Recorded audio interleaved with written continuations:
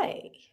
Hi, welcome back to the Nullifier Take. We've got a very special person, my co-host who's been missing in action for the last couple of episodes. She came in, did the premiere with me, and then decided, I'm off for a break. I'm on holiday. Chris has worked me too hard in this premiere episode. I need a break from this. Chris has got too much energy. It was But so I'm very happy to say stressful. Michelle's back. Michelle, how you Yay! doing? I'm good. I mean, I went on my holiday from school, obviously, because I'm a teacher. So we went back today, actually, just to get the classrooms ready. But it was nice to absolutely get away, just to not be home after so many weeks at home last year. Yeah, and luckily you've still got a teacher team in the race. So you've still got a horse in the race there. You might still get a teacher team win the season. It's looking a little bit I shaky at really this don't think stage. so. Not winning. But I'm glad you had a great break. I'm glad it looks like you're full of energy and ready to get into this episode. Obviously, we've had some special guests that have filled in for you. Special thanks to Riley Snuffed, who was on here, and then also Drew Angelman, who normally talks about the challenge on the Angel Cake channel. Both of those guys have filled in. I know you watched a little bit of the recaps and you were in the chat sometime as well, whenever you could be when we were recapping. Is there anything that you felt like, you guys just missed it on this one? You dropped the ball. What's your hot takes for the first couple of episodes, I guess, coming back now? Is there anything that we've missed out on? And, is the hot take that I was right about Lulu and Lala all the way from the start? I don't know. You really like them, don't you? They're okay. I mean, they're not. I haven't, been enamored by them, but yeah, they're cool. No, you guys, you covered it pretty well. Even though I think Snuffed, he hadn't watched much of Amazing Race before. But even I think people who podcast, they're pretty good at being able to break down a show, even if they haven't seen it. So he did really well, and Drew last week did really well, and his American accent kept making me think of actually someone on Survivor, and I couldn't work out who it was. But no, you guys did a good job. Oh, can you imagine? We actually had an American talking about an American show here on the Nullified Take, but it does help when you've got someone from America definitely watching the show as well. And obviously someone who's there who gets a bit of a feel for how the public is receiving this season. From what I've heard, Michelle, this is a very popular season. Now, I know online under the super fans, it's 50-50. There are people that are complaining. I think it was always going to be a season that was going to be up for a hiding to nothing because of all the limitations that the season had coming back, having to stop, losing 4 teams as well. But overall, when you look at the statistics, the casual, sadly, and I know nobody wants to hear it that listens to podcasts, the casuals do make the dial move because you need to get casuals involved. And the episodes have been up by 30% in America, episode on episode, which is very promising for the Amazing Race. Are you surprised by that? I am actually. 30% is quite a chunk of people. And I don't know whether the Holdernesses have brought a lot of that chunk in. Them having millions of fans. And I know a lot of the people who have joined some of the groups, their fan groups, they're new to Amazing Race. And they've said underneath the posts, oh, we love the Holdernesses. We wanted to watch it because of them. So I think a lot of the fan base has come from them, which would really, the poor super fans, because they really don't like people who are internet sensations on any of the reality shows. So they're not going to take to this lightly, and they'll probably say it's for some other reason that it's gone up 30%. But I can't discredit the Holdernesses for bringing people in. On the topic of the Holdernesses, I was very lukewarm. Like sometimes I feel like they overact a little bit to the camera, which can be hard to watch. When they're turning it on for the camera, but it is their profession. It is what they do for a living. So you can't really hate on them for playing into those characters. But I did feel like this episode, I warmed up to them even more a little bit around when they had to go do the bungee jump, and you saw Penn in tears afterwards, crying and saying, like, I kind of imagined losing Kim here and having to live my life without her. It kind of humanizes them a little bit. So I do feel like I'm warming up to them a little bit. I agree. And I mean, I know if you or I were on one of these reality shows, we would know, even though we're not on the internet every day, we would know sort of what to say to the camera, what not to say, definitely what not to say. Mm. And even though we're not as well versed as them, I think we'd know what to say. But they're very good at portraying themselves in a very good light. Oh yeah, they know why they were cast on this show. They're the elderly couple, the one that's got a family at home. I knew when Kim was talking about jumping down, saying, "Hey, I should be taking the kids into school." That would have annoyed you to no end when she Oh said that, my playing gosh, into the mother said stereotype. it again. I'm like, just jump off the mountain, jump off the dam. Stop saying stuff like that.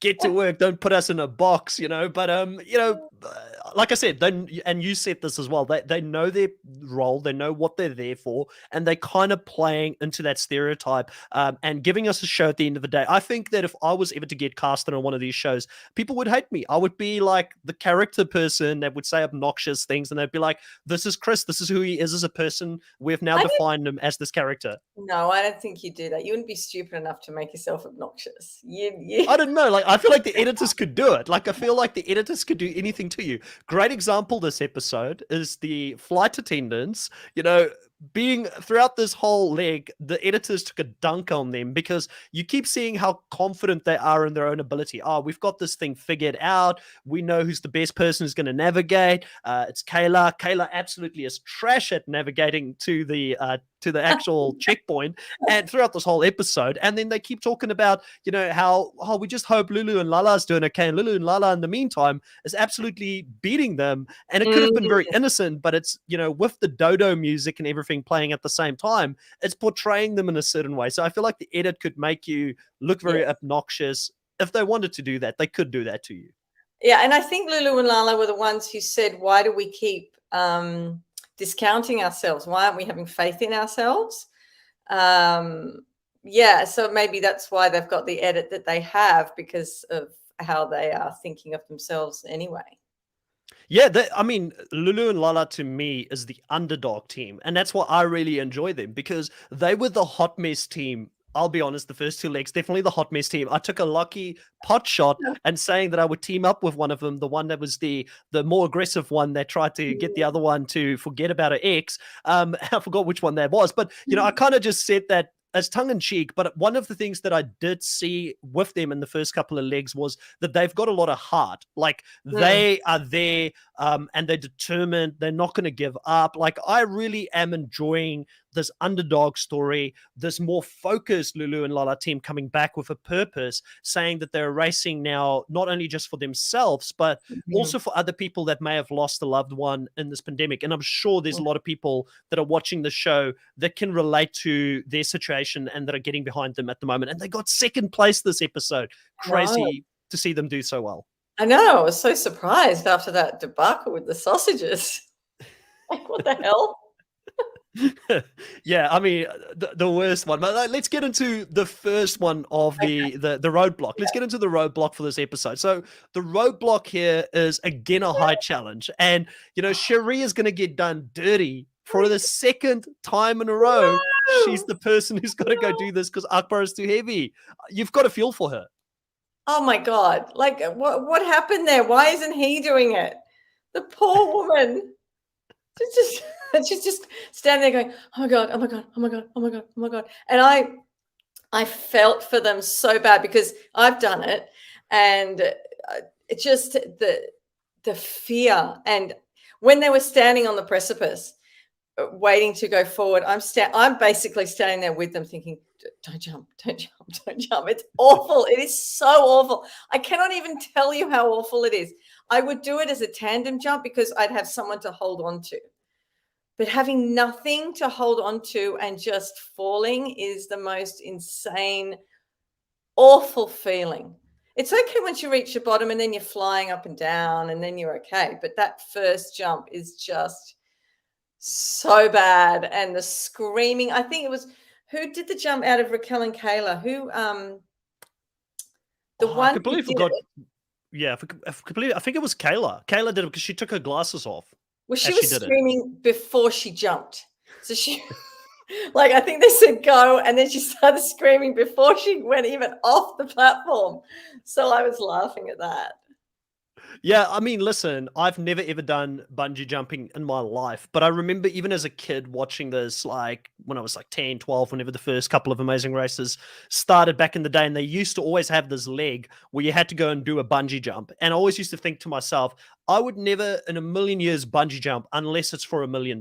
Like if it's for $1 million, I could get myself to do it. I'm not afraid of heights, but there's something about jumping with your head down first that just really freaks me out. Like, I mean, even if it was like just a normal jump, like I could probably do that for fun where it's like the swing ones where your feet goes down You're first. lying But having down. to Yeah. yeah, but having to jump with your head down first, it just freaks me out. And I've had so many opportunities, Michelle, over in New Zealand to do bungee jumping because bungee jumping was invented, as far as I remember, I in know New it was Zealand. AJ Hackett who set up a bungee jump in Sydney way back when, and I actually worked for them for the weekend. And anyone who worked for them could have a free jump. So the only reason I did it was because it was free. And if something's free, I do it. Which is ridiculous. So you'll do it for $1 million. I'll do it because it was free. I would never do it for free. I mean, I've had so many opportunities to go and do bungee jumping here if I wanted to. Like we even have in Auckland the Sky Tower that you can jump off. There's a bungee jump from the Sky Tower. Never had any interest in it. You can jump off the Harbour Bridge that goes between the North Shore and Auckland over here as well. Never had an interest in it. And then they mentioned in this episode that this bungee jump was the second highest bungee jump in the world. Do you know which one is the highest in the world? I was wondering if it's the one down in New Zealand or the one that's over in the one that they've been to. Oh, I don't think the one that Scott jumped off. They've been to this one before. They've been to this They one before, have. but I did my homework. And Thank the you. reason that I did is because I remember growing up in South Africa.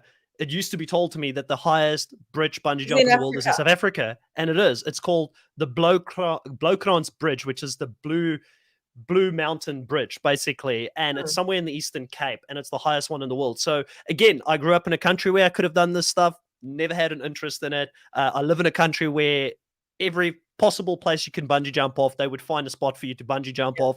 Still haven't done it. And I'll be honest with you, it was fun to see people overcome their fear and do it this episode. It always is fun to me to see people get past that because Kim really did not want to do it. Like she couldn't focus on anything on the way there. And then Shari as well. Like I really felt for Shari having to step up and do this again, knowing that Akbar is probably going to be very critical of her if she can't pull through. But he did give her credit afterwards, and he was very proud when she managed to pull it off. It's awful. It's just so awful when you're standing there. It's nothing I was ever interested in. I don't even know how I got a job with them. But seriously, if you're ever going to do it, you need to do a tandem. If everyone ever pressures you into doing it, do a tandem because then you can hold on to something.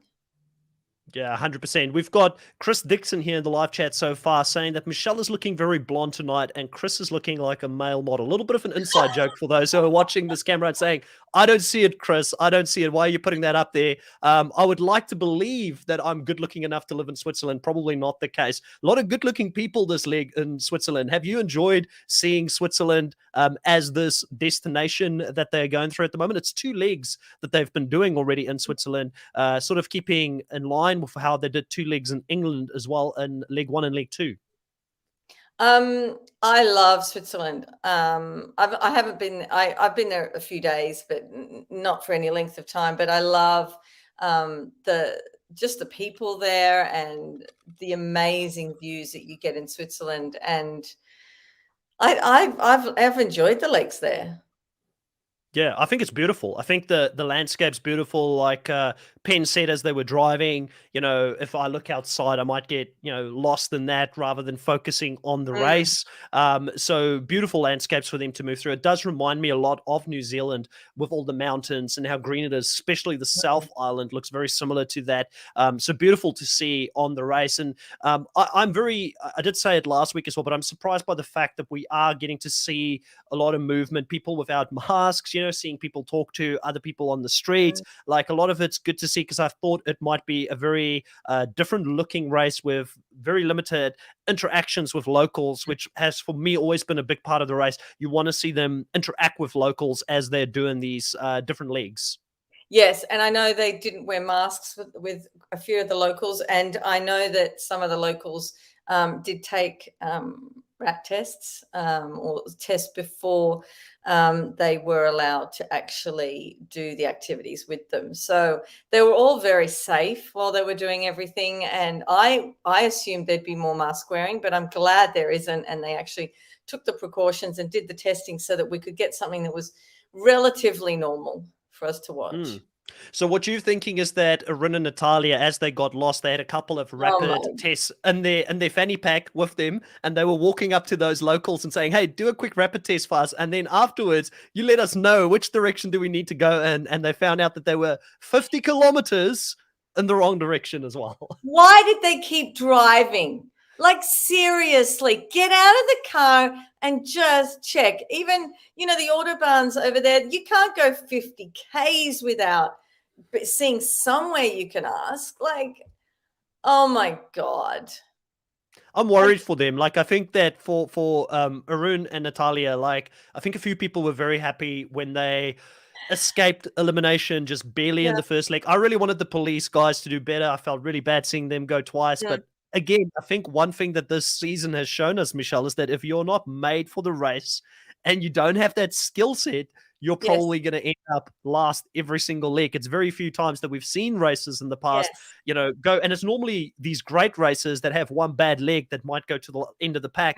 They get saved and then they still end up doing well. Some of them have won in the past, but it's a certain type of racer that can do that. I don't think Corinne and Natalia have got the core basic skills needed. Sadly, I know there's super fans. They might even listen to this. And if they do listen to this, I do say sorry. I like you guys as people, but it looks like you guys are struggling in the race.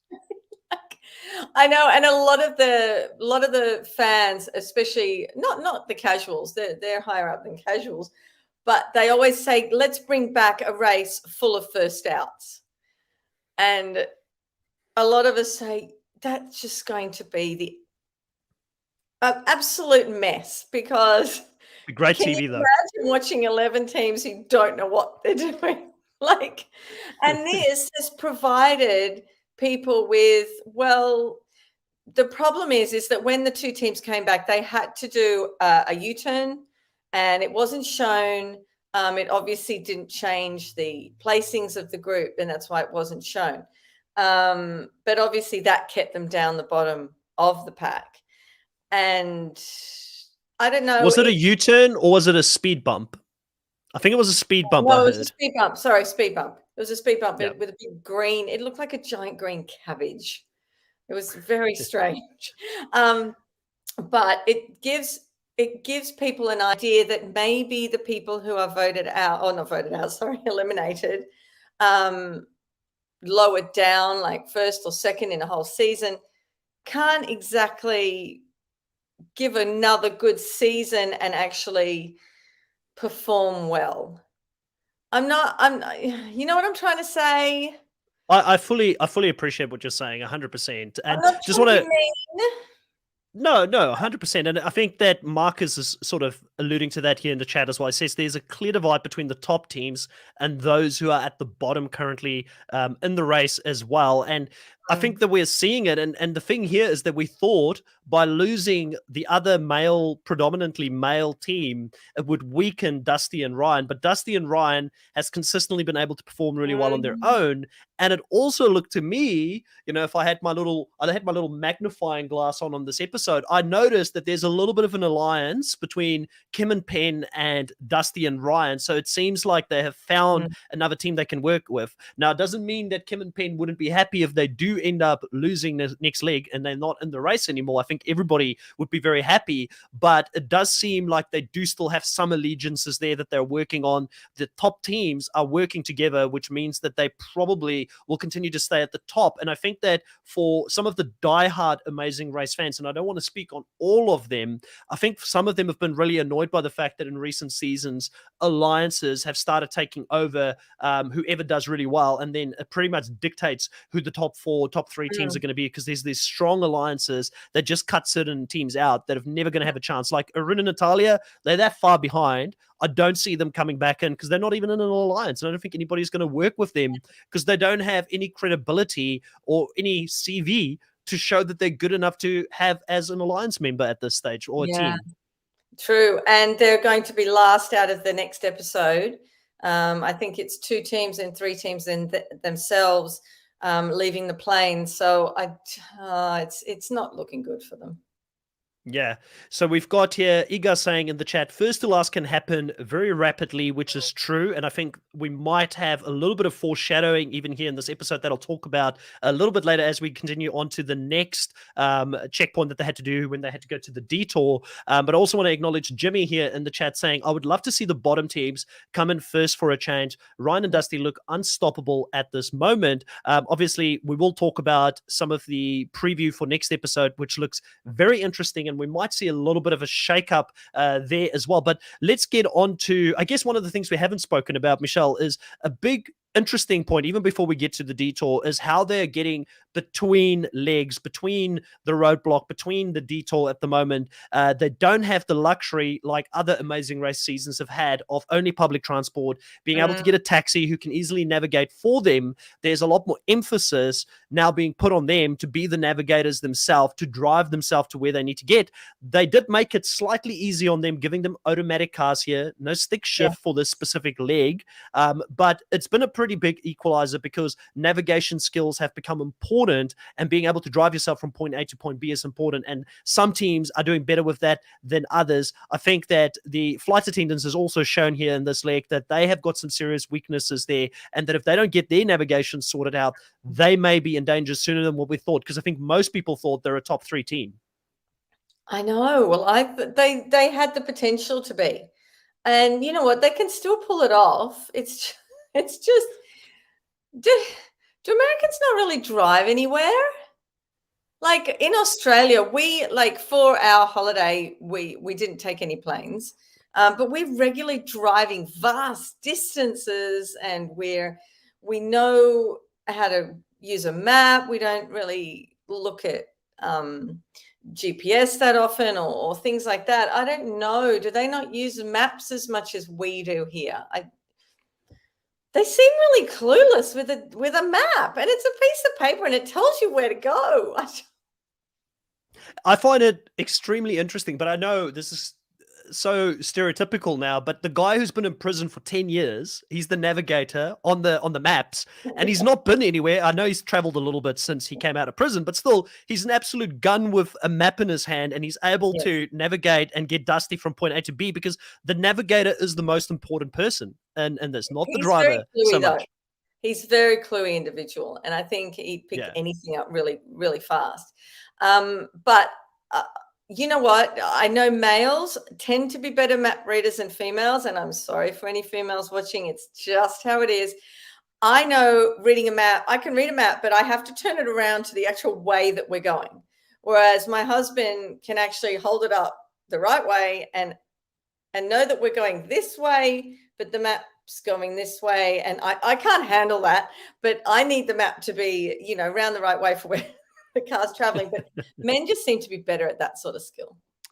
Yeah, it's interesting because I think I spoke to that in the first episode that we recapped, where I mentioned that when I was in London, it was before smartphones and all that. So I had to actually learn to read a map and get along with a map and be able to find different spots in London by doing that. And it is a skill. It's not something that everybody can pick up. You think it's easy. You think, oh, you know, it's easy. If I can do it on my GPS on Google, you know, I can very easily just read a map. But it's not, because you get out of the map and then you've got to find the next section, the right page that's going to be the next bit of page. So it's not just this massive map that you can easily look at. You've got to like turn pages to the right number, like, oh, page 55 will be A4, which is going to be the next block on the map. And it's actually it takes a bit of savvy for someone that's not used to it. And I think, to answer your question, I do think that probably it's not just an American thing. I mean, I feel like we've all become so used to technology being Oh, there. It's yeah. a crutch for us all to be able to just go, like, I mean, I'm guilty of it now. I don't use a map very often anymore. Anywhere I want to go in New Zealand, I can use Google, and I can just put it in Google and my GPS will tell me exactly where to drive, and it will actually change the direction that I need to drive as I'm driving it to give me the shortest way to the Mm, next place. So, Raquel and Kayla did actually navigate correctly, but they took the longer road. They went through all of the towns and things like that instead of mm, staying on the main highway, which would have gotten yeah. them to that first checkpoint a lot faster. And that meant that they had to play catch up for the rest of the leg. And these people that are having map problems, I'm always thinking, poor Phil. How long is Phil going to have to wait at the damn pit stop for these people who can't get anywhere? And he's going to have this huge, time span between the first and the last team. I don't even know what that would have been this time. How far were Ryan and Dusty and Arun and Natalia apart? Like, I'd really love to know. Yeah, because it was very interesting how the shakeup of it worked as well at the mat. They've got different teams that are going to take different times to be able to move from there. They're going to have the team 1 and 2 in the same cluster, and then team 3 to 5 in the same cluster, and then 6 is in a completely different time zone or time cluster. And it could also be because of the difference in time that they got there could play into that. And also, it makes me wonder if there is going to be a speed bump in this next one, because we didn't hear anything about a speed bump. He just mentioned your disadvantage is that you've got to take off later than the others. But then again, it could be the same case of there is a speed bump. They didn't mention it. We're not going to see it in the show because they're going to be that far behind, and they're just going to be the last team next week. And it's no use even trying to explain it, which I would much rather know about the speed bumps, to be honest. I would like to see it, even if it's just for a second, to say they're going to a speed bump. We don't even need to see them do it, but at least me as a viewer, I want to know every single little thing that is happening in the league so that I can put 2 and 2 together as to why they're so far behind. Why can't they catch up? Because, I mean, myself and Drew were critical of the police officers the previous episode because they were that far ahead of everyone and then somehow fell behind. And it's because we didn't know that there was a speed bump, and that probably killed them. And that's why Shari and Akbar got back in the race. I know. That's one of the things that they start taking out parts of challenges or the whole challenge like they did, because it doesn't affect the order. However, we want to soak up the entire race and everything everybody does, but they have to keep to time constraints and things. It's better just to, elongate out the detour or the roadblock so that we can see more of that. But I would rather, like you, see a little bit of what the others had to do. Yeah, or just tell us them reading the clue saying they're heading off to the speed bump. We don't even need to see it, but just let us know that there is a speed bump in there. Myself, Drew, and Chantel had a massive conversation about the Challenge All-Stars 2 finale, where there was a whole bunch of things in the finale that was edited out that completely didn't make sense. Now, the challenge hasn't gone to that degree, but still, you as a viewer feel bamboozled by it. You feel like they're pulling the wool over your eyes, and there's actually more there than what you can see. But I do want to get into the detour. So the detour here, Michelle, is an interesting one. You get 2 options. You can either do the wine and the chestnuts, or you can do making the sausage as one of the 2 options here. With the information that you had, if you were to get to this detour, what would you have done? Would you have gone for the physical one, or would you have done the sausage? Are you good in the kitchen? Oh, God. I've never made sausages. However, I've done a race in Sydney which had a lot of stairs in it, literally only a third of what they had to do. And we had to go up and down it quite a few times. But I don't know, one time I was literally crawling up the stairs. I think Shari was doing it at one point. I was crawling up the stairs trying to get to the top, and I was heaving and going, oh my God, I can't do this. So I would just have flashbacks of that and think, I'm not doing those stairs, not again. And would probably go for the sausage. However, my partner who I've applied with, not my partner, my husband, my race partner, she would want to do the race up the stairs. So yeah, I'd have to just suck it up. Yeah. It'd be interesting. I would definitely do the physical stuff. Like, it's funny, being from South Africa, we have got a massive culture when it comes to what we call boerewors, which is farmer's sausage. And whenever we do a barbecue, which is called a braai in South Africa, Well, I know any that South Africans, you are South African survivor. There you go. And South Africans are very particular about their braai. It's not a barbecue. Barbecue is a chips flavor in South Africa, or crisps if you're an American. But a braai is a barbecue in South Africa, and they're very particular about this. Now, whenever they do a braai, there's always some sort of sausage, and you'd think I would know how to do this. I would have had no clue. I think I could have. It didn't look too complicated of a roadblock to do if you figured out the rhythm of exactly how it worked. I think that you could get through that pretty quickly, and it did look like Lulu and Lala made up a lot of time and nearly caught up to Ryan and Dusty by doing that. So I was quite impressed by that. Also, just wanted to say welcome to our very first Twitch person here. We're also live on Twitch and YouTube at the same time. Jackson Lord asking, what year was the Amazing Race? What year did it start? I believe, Michelle, you're the expert here, but correct me if I'm wrong. It was back in 2001, I think. It's one of the earliest reality shows. At the end of the year, it was October or November. It had to be in October 2001. Yes, and then they did 2 seasons a year for quite a long time, and now we're back to 1 season a year. Yeah. That was. I remember that. It used to be the same as Survivor. It was I think it was a lot of popularity when it first came out. A lot of millions of people watched it, and it used to be 2 seasons here, which was always very exciting to watch. Now, the other part of this specific detour is running up the staircase with the wine bottles, with the chestnuts, which very fit players like Chris Dixon here said that he felt bad for the cramps that happened after the task. Now, obviously, we only saw one person actually cramp up, and it was Rusty, who we know is super fit. I mean, Rusty and Ryan spoke in the previous episode about the fact that they have done some training at altitude in preparation for this race as well. So these guys have been training, and it still got them because there was a lack of water. We don't know how many hours they were going up and down there, but that staircase looked insane. Oh, it looked so awful. And there's Shari saying, let's take all 12 bottles. And I'm like, are you kidding me? She said, I can take all 6. And he's going, I can't, that's just not good. And then they get even less. And then she drops one on the way up, because it's just, you can take them if you're just walking down the street. Yeah, sure, take 6 bottles. But when you've got that much physical exertion, your hands become weak. Everything becomes weak trying to just get up.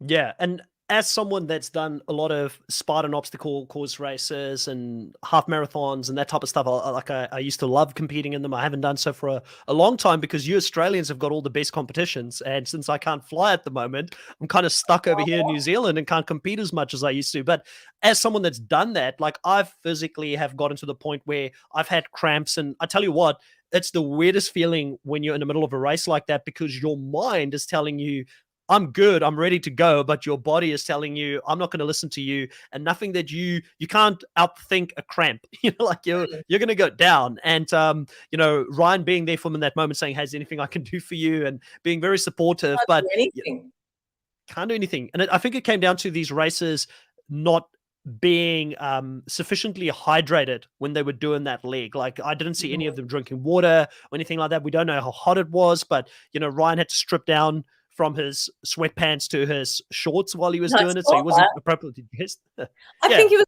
around October in Switzerland, so it's not that hot. But I remember being over there in September, and it was still summer sort of temperatures. I was in short sleeve t-shirt, things like that. So it could have been a warmer kind of day.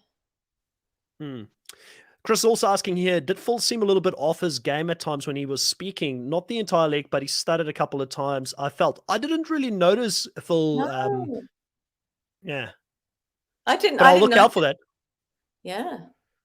I'll look out for that next time. I didn't see Phil be any different. I did feel like he was a bit like he had that disappointed father vibe when he was talking to Arun and Natalia. I'm really disappointed in you guys. You should be doing better than this. I got that from him more so than anything else. And I think that's worse than Phil scolding them. I know. I think he really wants an older person to win.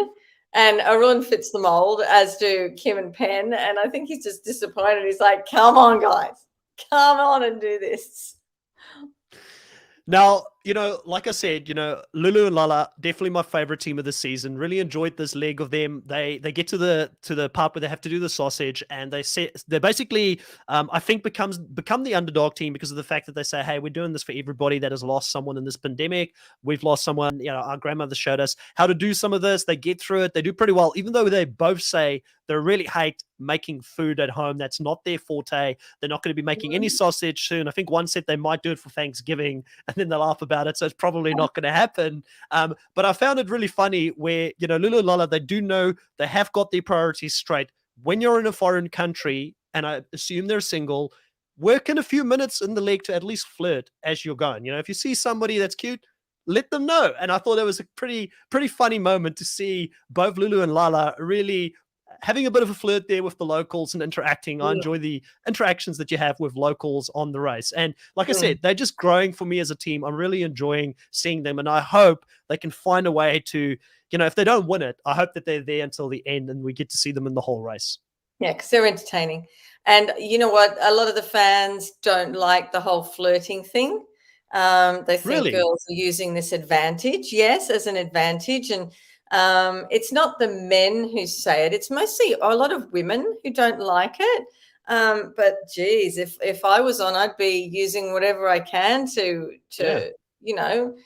garner some favors or I'll go this way or give some tips of how to do things better. Of course you'd be doing that. Yeah, 100%. You've got to use what's at your disposal. I mean, if I was Ryan, I would be running around in shorts everywhere and showing off my calves every time I need to get a ticket to get in somewhere. I'd be like, hey, let me just pick up this pen or something in front of them and try and get into the ticketing system before anyone else. Let Kim see your calves before you do rock, paper, and scissors. Maybe that'll confuse her. You win the rock, paper, and scissors. You can jump first in the bungee jumping. I'm just shocked. I'm just shocked that fans are like they nitpick on certain things. I feel like, and for me, this was nothing. Like, I mean, what advantage did they get by that little innocent interaction that they had with this guy? Like, I mean, he didn't give them any more I'm not provisions saying, or anything. Yeah, it didn't happen in this episode. It didn't happen on the fan pages this episode, but it's happened in the past. Especially when they've had, someone say, look, I'll show you where to go. And the girls have followed them, things like that. But it didn't happen last week. No. If I was to do this race and it was you and me, Michelle, out there doing the race, you would be asking the directions and the favors. Like, I would know how life works. I'd be like, the blonde girl, she's going to go and ask for the favor to see where we're going to go with the directions. I mean, you've got to use that to your advantage. And if you're two guys doing this race, in general, guy teams do really well. They win most of the seasons that they're on. There has to be some advantages. So what's the advantage? Are we not going to like that men are physically more capable of running up a mountain than women? Should we hate that about them? Because you've got to use your physicality and what's at your disposal to be able to get ahead and race. Like, the composition of your team means different things and different advantages that comes with that. And also I wanted to say something about when they were running up the stairs and they had their backpacks on. I would have asked at the top, can I leave my backpack here while I go back down? Because obviously it's all staged. They've got the camera crew up there. Nothing's going to happen to the backpacks. You're not in a public arena. You're not in a big square or anything. I would have personally left my backpack up there, taken my bum bag with the passport and everything else in it, but left my bag up there so I wouldn't have to carry it up and down, up and down.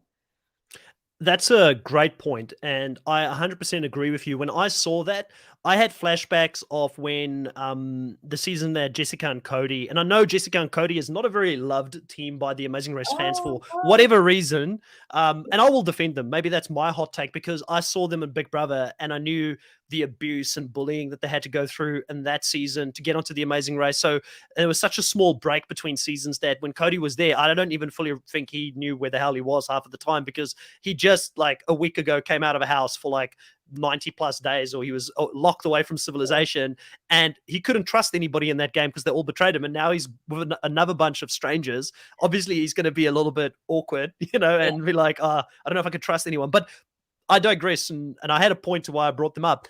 I remember in their season, whenever they used to do these legs, like Cody and Jessica were very good at like putting their, and they're not the only team, it's just the one that's freshest in my mind. They would always put their bag down and do a run without it. And I'm Yeah. wondering, is there maybe a COVID protocol that came into the season that said you're not allowed to take your bags off or leave it anywhere because someone else could touch it and that could be a risk? Was this maybe like a protocol that they brought in to keep the races safe where they said you're not allowed to put your bags down? Because to Mm. me, it would have been the obvious thing to do, yet not a Yeah. single one of the 4 teams who did that part of the detour did it.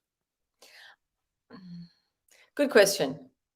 I don't think it would have been part of the protocol because they're all getting tested all the time, as is the entire crew. And they all know that they don't have COVID at that point in time. So I wouldn't think it would be part of protocol, but we'd need production to say something to Yeah, that. it's interesting. It's just I noted the exact same thing, and I'm glad you brought it up because to me it made sense to do that. Yet no one did it, and it was interesting to see the amount of teams that ended up taking that challenge over doing the food one. A lot of Mm, people didn't trust themselves doing that, and specifically Shari and Akbar again here in this leg. It's where we see them really sort of mm. having a go again at each other, really struggling. But I think this is their communication language. I think a lot of fans are going to look at this and say, oh, this is toxic relationship. Akbar doesn't know. But you can clearly see they understand each other because when they're talking Yeah, afterwards, it does look like there's no hard feelings. They just understand that the competitiveness it's comes out. they've been married. They know each other, and it's I'll fight these women on the fan page like they're forever saying, "Oh, he's an abuser." I'm like, "Oh my god, it's just marriage." I'm sorry, you must be in a marshmallow and unicorns marriage because Or you're single. yeah, It's good. You could be single as well and not know that that happens after a while. just you get frustrated with each other. You get angry with each other, and then you just know each other. Like he was so proud of her when she jumped off, the dam, but you can see he's got the love there by what he says. He's not this abusive person, and I just these women. And he is trying. I feel like he's really trying, and he came back this season. Like you can see, he's really trying not to be toxic in the way that he's communicating with her. There is a problem though because they're both competitors, and they've both been. I think what a lot of people don't realize is that I can relate in the sense with karate. I did karate for years and years and years. We always have a joke about whenever I bring this up on the Challenge podcast. But I used to compete at a certain level that I had certain expectations of myself. So if I put myself in an arena where I'm competing, I'm I'm really jokey in the podcast, but when I'm in the race, I would be super competitive. I would want to win the whole thing. Otherwise, I wouldn't Oh even want yeah, to waste my time going there. oh And yeah, I think that if you've got that certain level as like a Division 1 basketball player, she was a Division 1 basketball player. He knows what she's capable of, and he's trying to push her to reach that. But I also think, and again, this is me as an observer looking from the outside. I could have the complete wrong take on this. I just think she's gotten to that point in life, like some people do, where they just don't want to compete at that level anymore. They just want to relax a little bit more. And she's a mom now. She's relaxed, and she feels confident in the role that she currently has in life. She doesn't really necessarily want to be that 20-year-old Division 1 basketball female player that just dunks on everyone, and Akbar is expecting her to still be that person, which is a bit yeah. unrealistic, but it's because he knows what she's capable of. That's true. Yeah, I never thought of it in that way. That's true. Yeah. I mean, I'm Chris Dixon in the chat, just a funny one here. Chris Dixon in the chat saying, new drinking game, take a shot every time Chris brings up Jess and Cody. oh, well, that's only the first time. It Might have not been the second time. I feel like I brought it up last week as well. Oh, really? Yeah. Yeah. So I don't know. Yeah, people's competitiveness can change over time. Yeah, and I mean, people change. Like, I'm not that like I would be. I think if you put me in a competitive environment, I would be competitive, but I don't seek it out necessarily anymore. Like I don't feel like I've got anything to prove in life at the moment. Yeah, I run my own race. I do my own thing. I I don't think totally. it's healthy. Yeah, I don't think it's healthy to have that chip on your shoulder every day, getting out on, I think that's where road rage happens, like you're trying to Yeah, get ahead of someone else on the roads. It's like, this, bastard's in my way, honk at him. Like, yeah. I don't have that anymore. I was like that when I was younger, but you get to a point where you're like, no, I'm just coming down. Oh, sometimes in Sydney traffic, I'm like, sorry, you're coming up on the inside lane. You want to get in? Sorry, you're not getting in. I've been waiting in this lane forever. And then I'm competitive. I mean, yeah, put me on the race. Putting me in any competition, I'm competitive. Yeah. Monopoly. It's on. Even in Monopoly, I'm going to buy every single property and you're going to be renting. That's it. Everything, yeah. Oh, it's fun. I'll own everything. But no, so I mean, when you look at this specific race, you've got these teams running up and down there. They've got, of all wines, Michelle, they've got Merlot, which is my favorite wine. I love Merlot. I'm cheeky for a red. I'm cheeky for a Merlot. If I was to do this, I thought Kim had the right strategy in saying, let's do the wine one because I want to have a sip when I get to the top. And it didn't look like any of them got any wine when they got there. I would have definitely asked for a sip of the Merlot if I got there because I'm sure they've got great wine. Yeah. They're right next to France, right? So, I mean, they must have some superb Merlot. Oh my God. Yeah, that's funny. I was mostly thinking, oh, red wine, if they drop it, it's just going to be a mess. See, that's the mum in me thinking, oh my God. I don't know if she got it all over her or not, but yeah. I was the stairs, the glass. There's people running up and there's glass on the stairs. So I'm like, stop being stupid. Michelle, what are you thinking about? I will admit for like a split second, it's on a podcast now, so it's forever out there. I did also think the same thing. I was like, oh no, the glass broke. There's people walking up right behind them, and this is not safe. But I'm sure you weren't the only one. Oh, that's good. I'm not the only strange person. It just shows we're adults, we've grown to that point where we're like thinking of consequences, of your actions. But it was fun to see them go up and down. I don't think that it changed anything in the race. There was no leads that have changed when they went up and down the staircase, even though Shari badly tried to get all of the wine up in one go, which was never going to be a good strategy. And Akbar finally got her to go back and put some of that wine bottles back so they could do the sensible thing because the boys couldn't even do all of them in one go, going up and down those staircases. And we do see the teams here at the end finishing in a very predictable, I would say, order, except for Lulu and Lala that came into second, which I don't think if we came into this episode, we would have thought they were going to place as high. But Ryan and Dusty, they get number one. Rusty and Dusty. Ryan and Dusty gets number one at the pit stop. They also win the Travelocity Gnome holiday, which is great to go to the island of Dominica, which Ryan didn't know where that was. I don't know where it is, to be honest. Do you know where the island of Dominica is? I'm thinking it's somewhere in the Caribbean, but really not sure. I should have looked. I should have searched. I wonder if Logan is watching this 5 minutes. He would impress that I'm looking for Dominica. Caribbean Sea. So it's in the Caribbean. I don't want to do things on my computer when I'm trying to look at my computer. So I was going to use my phone. I'm like, see, I was right. I was in the Caribbean. This is how we cheat on the podcast. We just get we very quickly type it in on the side and we sound like a professional, like we knew where it was. But when Ryan said he didn't know where it was, I didn't know either. I do hope that he does get to go with Dusty and they do get to enjoy that holiday, obviously, with a lot of uncertainty around the world. But it does seem like the rest of the world is slowly but surely opening up more than us in Australia and New Zealand. I feel like we're a little bit more closed than the rest of the world. Yeah, but even last week when they gave money as the first place win, I thought, oh, maybe they're going to give cash for all of them now because no one can go anywhere safely and all people don't feel confident to. And I thought maybe they'll give cash for the rest, but then no, they gave a holiday. Yeah. So the Twins are second place. Great finish for them. Really happy for them and how well they're doing here. Going to be Team 20s until the end of this season. They're now my official favorite team. I am all in for Team Lulu and Lala. Michelle, you're going to have to hear it from me the whole season. Who's your favorite team this season and why is it Lulu and Lala? Look, I do like Kim and Pan because they're representing the older demographic.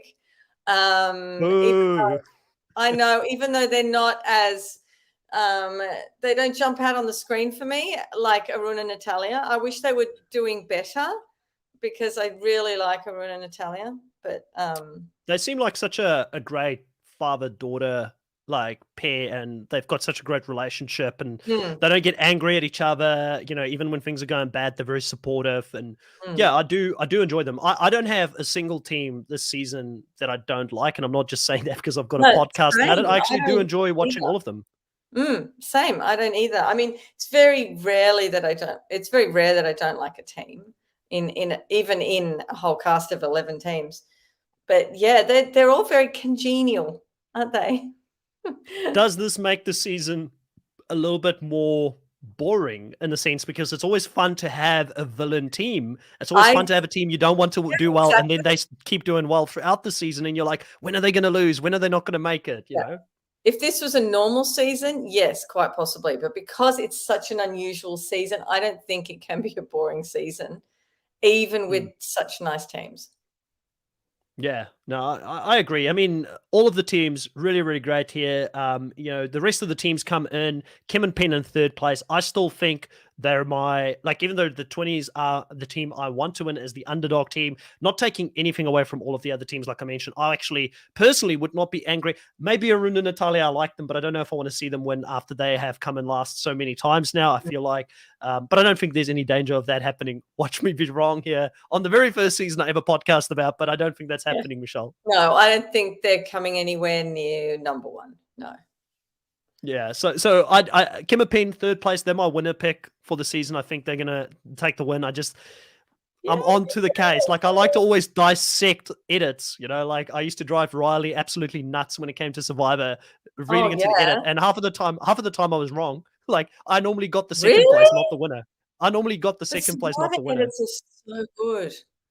Survivor Yeah, edits. I mean, actually, you don't even need to see the edit. You just need to see who's advertised before the game.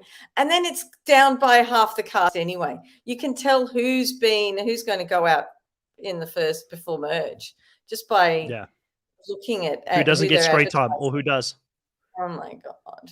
Yeah. So, Yeah, yeah, I'm looking forward to actually the 20s in the new Survivor season. I think they're just going to be crackers. They're going to be a lot good. of fun. I need to do a little bit of homework on the cast. I know all the photos are finally out and everything, and Mm. definitely do need to do a little bit of homework before I go into the season. But I already know who's been featured a lot in the promo, so you already kind of know who the top 6 are going to be most likely for the season Yeah, if you've been paying attention to who's actually exactly.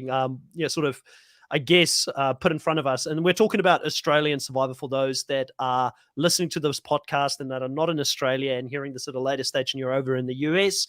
Australian Survivor, Blood versus Water season 7 is coming out in about a week's time. No, not even a week. Oh, On 3 Monday. nights.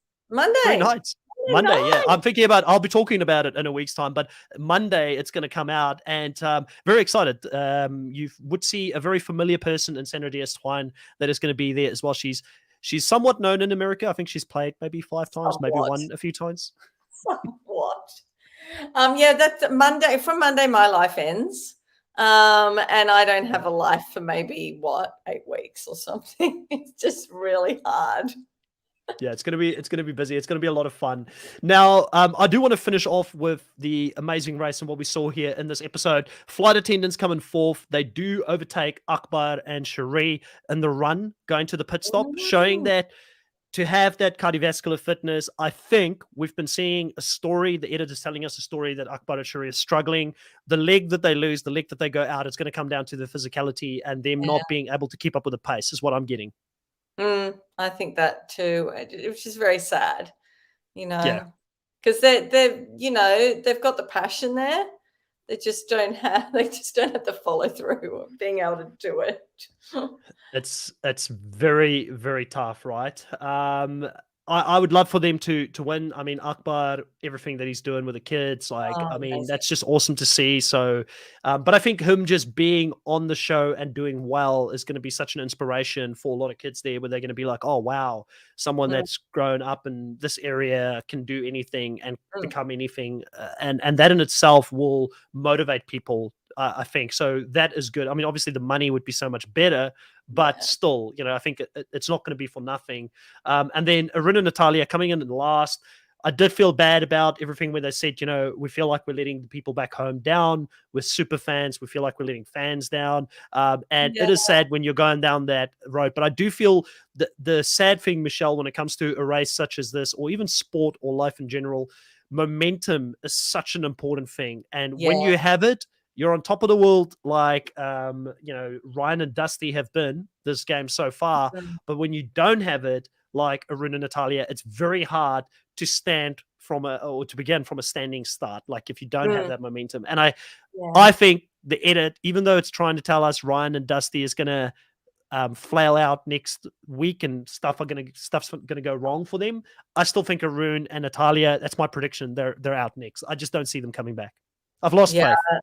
I mean, out of Arun, Natalia, and Akbar and Shari, it's going to be, unless something really drastically wrong happens, as Marcus just said, it's going to be Arun, Natalia, or Akbar and Shari out next. Yeah. I hate having to predict people to go out because it's usually the teams I really like. But you like all the teams this you like all the teams this season, Michelle. So you're going to hate it every single week when we're going to have to predict. I know. Look, the girls, I'm not, I know you love Lula Nala and Raquel and Kayla. That to me, they're nice, but they're not speaking to me like the other teams are. Like, there's no team I don't like, but if I had to say which one of the teams is like Lulu and Lala speaking to me, definitely, obviously I'm a big fan. They're my favorite team. I don't feel the same about Raquel and Kayla for some other reason. They're the one team that for me, if I had to say, okay, which one of the teams will I lose next? They may be that team because I feel like they're overconfident and they've taken shots at they've taken shots at Ryan and Dusty last week. They were very they were throwing shade their way, saying they're so cocky and arrogant and all that kind of stuff. I've not seen it. The edit hasn't shown me being arrogant and cocky. So if Marcus asked a different question and said, which team wouldn't you mind going next? It would be Raquel and Kayla. Yeah, and it's no hate towards them if they listen to this or whatever. There's no hate. I think they're probably great people. I'm talking to the edit because that's all I can see. The edit is not making me like them. The edit is making me I don't dislike them. I'm very in between. But I like a lot of other teams more. Exciting. Their edit isn't exciting. That's plain and simple. And they look like lovely, lovely people, but their edit is just letting them down. Yeah, so Chris Dixon is saying it's a shame because this season it feels like it's a lot more obvious who's going out every leg than ever. Yes, it can be, but we can definitely be wrong. Listen, I'm very used to making predictions and then being wrong the next week, so who knows what's going to happen. He also asks, do we think there's going to be a U-turn coming up soon? And I had a theory, Michelle, when I looked at that. I was like, how did Ryan and Dusty get into the position that they got into in the next on the Amazing Race section that we saw in the end? And what if they did get U-turned somewhere and they made a mistake and someone U-turned them somewhere? We may get that coming up this next episode. If not the next episode, we should be seeing a U-turn come up pretty soon because normally you get at least 2 of them in a season, right? Yes. But however, I think if Ryan and Dusty got a U-turn, they would still not finish last. I think they'd still do really well, zoom through it and still be there before the last people. Yeah. Have you seen, I know I touched on it. Have you seen the arrogance from them? Is it just by them being confident, being two guys? People are thinking that they're cocky to males doing this race? Because I haven't seen them be that way yet. I haven't seen it. No, I haven't seen it either. Yeah, and I don't feel like Ryan would be that kind of person. He to me comes across as extremely again, we only see the edit. Again, we can only talk to that. But having gone through what he's gone through in life, I don't think he would come in with that type of an attitude at all. Exactly, and I don't think he would surround himself with those kind of people. And exactly, and Dusty stood by his friend all these years, so he's not that kind of person either. Yeah. All right, well, I think that's pretty much it, Michelle. I think we spoke about everything that we could really talk about in this specific episode, unless there's anything that we missed and you felt like you wanted to have a chat about for the Amazing Race. Oh, there was one other thing that they actually brought up, which they've never done in any other season. They were asked, what lessons have you learned since coming back? I think we only heard from 2 or 3 of the teams. I know Raquel and Kayla said just to take things slower, not to rush things and think things through. So I thought that was really interesting that they were asked that, because they haven't ever been asked that before, even halfway through a race when people have been racing, and they do learn lessons along the way and how to race better, but they've never asked that before and had it in the edit. And I wonder if that has to do with the fact that when you're in the middle of the race, you get into tunnel vision and you're just like, go, go, go, go, go. And then the little bit of time that you don't race, you sleep, and you maybe eat something and then you're back to it. So you don't really get a lot of time to sit back and reflect. And what made this very interesting to me was that they didn't see footage of how they did or how the viewers would perceive them based on the first couple of episodes. But there was a few of them that came back already knowing where they were lacking, and they were making adjustments accurately to that. So Raquel and Kayla, I can't speak too much about, because I thought they're one of the teams that did better pre-coming back. Like, they've gone backwards slightly since coming back.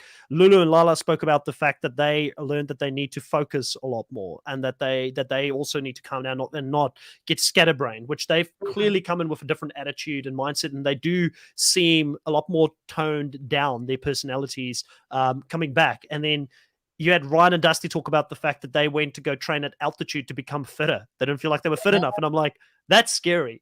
These two fit guys at the top saying, oh, we've got weaknesses, even though we dominated the first 3 leagues, we're going to go work on that. So that's scary. And then Penn and Kim, they seemed like they did some workouts and things like that at home as well. So it was interesting to see that. It's interesting to visibly see some players change as well, like how they played the game, how they're approaching it compared to the first couple of leagues. I'm not advocating for a break mid-season every season, but for this season, it's interesting to see the experiment play out.